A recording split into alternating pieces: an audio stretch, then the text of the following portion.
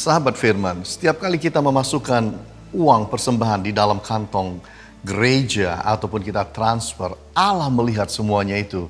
Siapa bilang tidak? Yesus saja memperhatikan hal itu. Seperti yang tertulis dalam kitab Lukas pasal yang ke-21 ayat 1 sampai ke 4. Dikatakan, ia melihat juga seorang janda miskin memasukkan 2 peser ke dalam peti itu.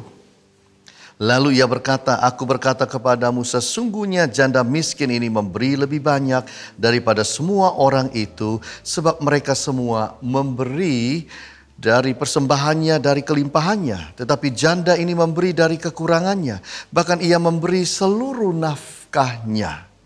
Dalam hal inilah kita melihat bahwa sebenarnya Yesus melihat akan persembahan kita.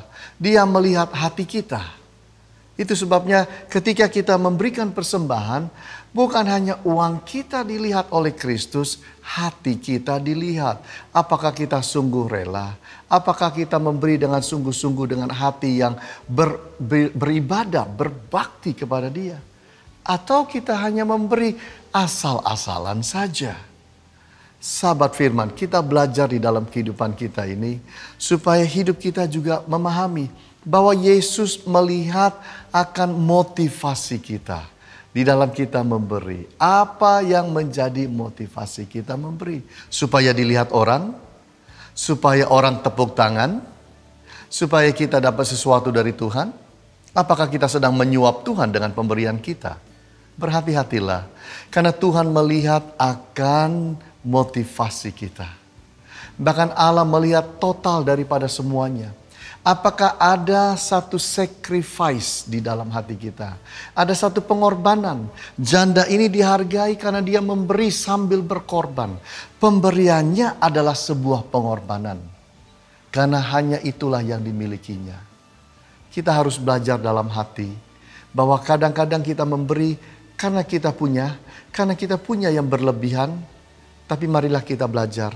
Saat kita tidak punya, berani juga memberi.